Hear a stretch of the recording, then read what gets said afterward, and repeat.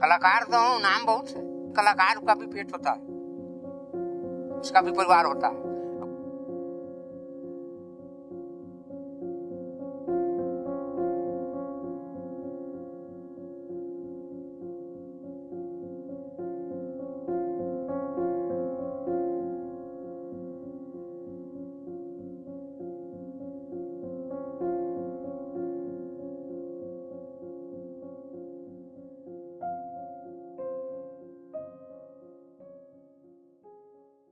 दो कमरे के कच्चे मकान में रहने वाले इस चित्रकार को, इस कलाकार को छत्तीसगढ़ के प्रथम मुख्यमंत्री ने पुरस्कार से नवाजा। उस समय के तात्कालिक कलेक्टर ने इन्हें पुरस्कार दिए, लेकिन आज भी ये कलाकार गरीबी और मुफलिसी की ज़िंदगी जीने के लिए मजबूर है। आज इस कलाकार के हम घर पे आए हैं और इससे बात करके हमें जानेंगे कि ये चित्रकारी की जो टैलेंट है, जो कला है, कब विकसित हुई, कब इन्होंने शुरू किया और कहाँ कहाँ पे इन्होंने इसको दिखाया और लोगों ने इनके प्रतिभा को सराहा।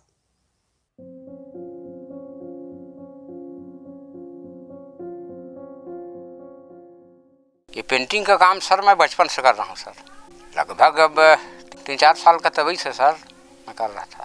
अब इसके में सर शुरू में तो काम किया, शुरू तो इसको मैं नहीं जानता था कि क्या है, कला है क्या है। मैं गांव में था, मैं ऐसे ही कर देता था। करते करते जब इसमें कुछ जानकारी हुआ मेरे को, तो कुछ लोगों का नज़र इससे पड़ने लगा मेरे ऊपर। आश्वासन तो मिला सर, लेकिन हुआ तो कुछ नहीं मेरे लिए। इस गांव में सर एक फैमिली था, इस गांव में, चूँकि वो अंबिकापुर में रहते थे, वो थे जोगेश्वर दास। तो मेरे पिताजी के वो क्या था कि फ्रेंड थे उनके पिताजी, तो हम लोग भाई लग रहे थे। मैं छोटा था, वो फैमिली सिर्फ मेरे को आज तक इसके बारे में सपोर्ट दिया। बाकी इस गांव के कोई परिवार मेरे को सपोर्ट इसके बारे में नहीं किया सर। सबसे पहले तो सर मैं जब बहुत बचपन था, शायद तीसरी में था मैं, तो वो स्कूलों के विभाग से कुछ आता था बच्चों के लिए चित्र बनाने कहीं कहीं। तो सबसे पहले बहुत, अब तो वो कितना साल हो गया, वो मेरे को चेन्नई ले गए थे। तो राष्ट्रपति उस समय कौन थे, उनसे मिला था उस समय। कुछ 5वीं में पढ़ने के बाद घर का परिस्थिति तो अभी बताया मैं कि आर्थिक स्थिति खराब हो गया, मैं छोड़ दिया पढ़ाई।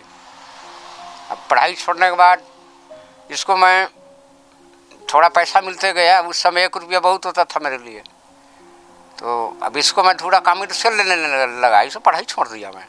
साक्षरता चल रहा है तो उसके बारे में सोच के बनाऊँ पेंटिंग। गांव के संबंधी, जैसे गांव के लोग बैठे हों, तो कुछ जैसे गाय बैल चढ़ाते हैं, उस समय भी पढ़ते लिखते हैं कुछ ऐसे, तो उसके फिर वो बताए तो मैं समझ गया। मैं तो एक पेंटिंग बनाया मैं। तो 2-4 लोग बैठे हैं गाँव के लोग, एक पीपल का पेड़ है, कुछ दूर में बैल बैठे हैं, कुछ महिलाएँ लोग काम अपने कर रही हैं जैसे गाँव के, और वो लोग बैठे हैं। तो एक सिलेट पेंसिल सब लोग पकड़े हैं कुछ ना कुछ, और बातचीत भी कर रहे हैं। वो बीड़ी उड़ी होते, चोंगी होता था तो वो पी रहे हैं। इसके बावजूद भी लोग, कुछ लोग आज ऐसे लिख रहे हैं ऐसे ऐसे। तो एक सीरीज बनाया मैं सबसे पहले अपना काल्पनिक पेंटिंग साक्षरता के संबंध में। अब बना तो लिया, तो मैं बोला इसको दूंगा किसको। अब यहाँ से गया मैं तो अंबिकापुर में, देखे तो सर बहुत खुश हो गए कलेक्टर साहब। अरे बोले इनको तो फर्स्ट अवार्ड मिलना चाहिए अपना सरगुजा जिला का साक्षरता का। जी हाँ, कलाकार को, चित्रकार को बड़े भवन या बड़े घर या बड़ी सुख सुविधा की ज़रूरत नहीं होती है, लेकिन ज़रूरत होती है उसे एक ऐसी जीविका का जिससे कि उसका जीवन अच्छे से चल सके। इसी क्रम में सूरजपुर जिला के तात्कालिक कलेक्टर डॉक्टर गौरव सिंह की जब नज़र इस कलाकार पे पड़ी, तो उन्होंने इसके लिए जीविका का साधन तो मुहैया करा दिया, लेकिन यह कलाकार बहुत बड़ा है, बहुत ही महान है। तो निश्चित रूप से इसकी जो व्यवस्थाएं हैं, इसके लिए जो जीविका का साधन है, उसका भी ज़्यादा से ज़्यादा इसको सुविधा मिलना चाहिए, ताकि आने वाले दिनों में अपनी प्रतिभा को पूरे देश में और विदेश में दिखा सके। ये पेंटिंग में मेरा ये हालत हो गया, मैं सोचता हूँ दूसरा काम किया होता तो ठीक रहता है। तो सबसे बड़ी चीज़ है सर, कलाकार का भी पेट होता है, उसका भी परिवार होता है। अब उतना बड़ा तो बताया कि था हूँ नहीं मैं बहुत बड़ा पूंजीपति, मेरा साइड बिजनेस चल रहा है कि मैं पेंटिंग को शौक से करूँ। अभी तक सर कलाकार तो हूँ, नाम बहुत है, लेकिन एक आम आदमी जो होता है उसके तिनका तक भी मेरे को प्रशासन से कोई सहयोग न मिला, तो कैसा कलाकारी में करने से क्या फायदा है, बताइए ना। इस आवाज के लिए बता रहा हूं मैं कि ये पंचायत को 5 साल हो गया, 2 सरपंच खत्म हो गए आवाज के लिए, 2 सरपंच मतलब 10 साल हो गया। अब कई बार तो कई जगह वहाँ भी बोल चुका हूँ मैं। हाँ, कलेक्टर साहब तो आए सर, बहुत आए यहाँ, काम तो सब लगभग सबका किया मैं, आश्वासन दिए, लेकिन इस टाइप का इस बार जो अपने माननीय कलेक्टर साहब जो मेरे को आश्वासन दे रहे हैं और जो योजना बता रहे हैं, काम दिया है, ऐसा कोई नहीं दिया था सर। अपने लिए काम कराए, चले गए, तो ठीक है, हो जाएगा, तो कुछ नहीं हुआ बाकी। सूरजपुर जिले के केवरा गांव में रहने वाले जगमोहन विश्वकर्मा की आपने दर्द देखी, उनकी वेदना देखी और उनकी प्रतिभा को आपने देखा।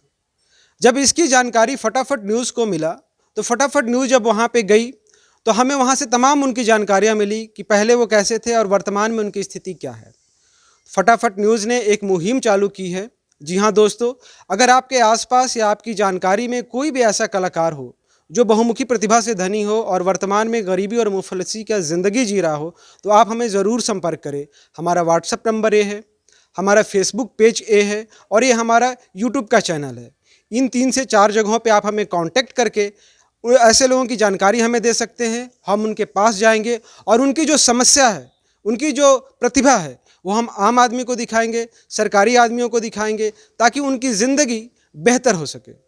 इस तरह की खबरों के लिए आप हमसे जुड़े रहिए, हमें लाइक कीजिए, सब्सक्राइब कीजिए, कमेंट करिए और हमें बताइए कि हम और कैसे बेहतर हो सकते हैं।